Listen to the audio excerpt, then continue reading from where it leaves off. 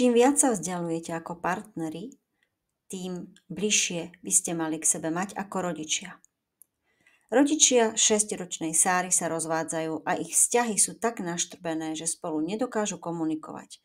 A tak hovoria s dcérou každý zvlášť a po svojom. Mama napríklad využila príležitosť a ráno cestou do školy veľmi stručne oznámila Sáre, že sa zrejme čoskoro od otca odsťahujú, pretože sa rozvádzajú. V snahe nadľahčiť tento fakt v zápäti dodala, že veď aj takto s ocinom už dlho bolo zle a že si Sára určite všimla, že sa k nim otec nespráva najlepšie, že kričí, je nahnevaný, nevšíma si ich, nikdy nie je doma a že koniec koncov aj Sára nieraz plakala, keď sa na ňu otec hneval, že jej nejde matematika. A že im vlastne bude bez neho lepšie. Potom dcéru vysadila pred školou a dodala, že ak bude chcieť, môžu sa o tom ešte večer porozprávať. Čo myslíte? S akými pocitmi asi išla Sára v to ráno do školy? Smätok v hlave? Smútok? Plač? Strach? Išla vôbec do školy? A čo si mohla z takejto debaty Sára odniesť?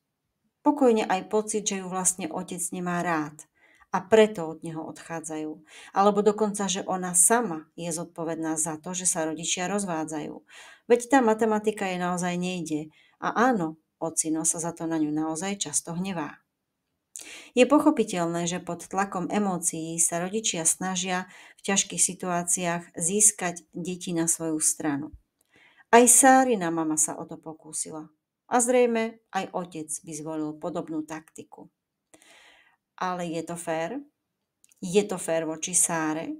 Je to fér voči deťom, ak sa rozvádzajúci rodičia uchýlia k takýmto praktikám? Deti potrebujú oboch rodičov. Majú právo ľúbiť oboch rodičov. Ak sa ich snažíme stiahnuť na svoju stranu tým, že druhého rodiča očierňujeme, berieme deťom obraz rodiča, ktorý je pre nich extrémne dôležitý. Ako keby sme zobrali čiernu farbu a preškrtali všetko, čo pre nich doteraz tvorilo polovicu ich sveta. Nemôžeme od dieťaťa chcieť, aby si vybralo stranu. Ak ho budeme nútiť, môžeme ho úplne zlomiť. Možno dosiahneme, že navonok bude vyzerať, že áno, chápem, ocino je ten zlý alebo mamina. Ale veľmi pravdepodobne bude vo vnútri seba bojovať s výčitkami svedomia. Dá sa to aj inak. Chce to povznieť sa ponad vzájomné konflikty a vlastné ego. A potom si pripustiť, že to najlepšie, čo môžeme pre svoje deti pri rozvode urobiť, je vytvoriť skvelý rodičovský tím. Vo všetkom. Ak deti uvidia, že napriek tomu, že vzťah medzi rodičmi končí a rodina sa rozpadá, ale vo veciach, ktoré sa týkajú ich samých, sú rodičia stále rovnako partneri, ktorí držia slovo, rešpektujú sa navzájom, rešpektujú svoje deti, príde úľava. Deti nebudú v strese, že nemôžu o mame rozprávať, keď sú s otcom, alebo že si musia dávať pozor, aby neprejavili nejaké väčšie pochopenie voči otcovi pred mamou. Uľaví sa im, ak sa po nich nebude chcieť, aby prikývli, keď je reč o tom, aký hrozný život s otcom alebo s mamou doteraz mali.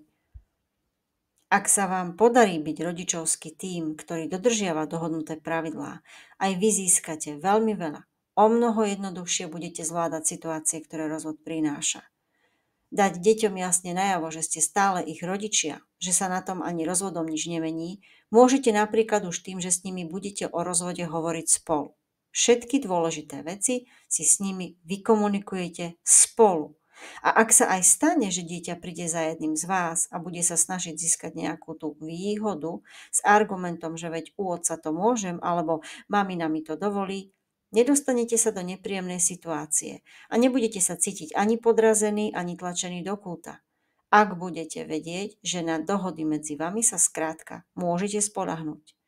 Verte mi, táto istota bude pre vás, ale aj pre vaše deti v období plnom neistôt, ktoré s ukončením vzťahu a s novou životnou etapou úzko súvisia, ako taký maják uprostred búrky.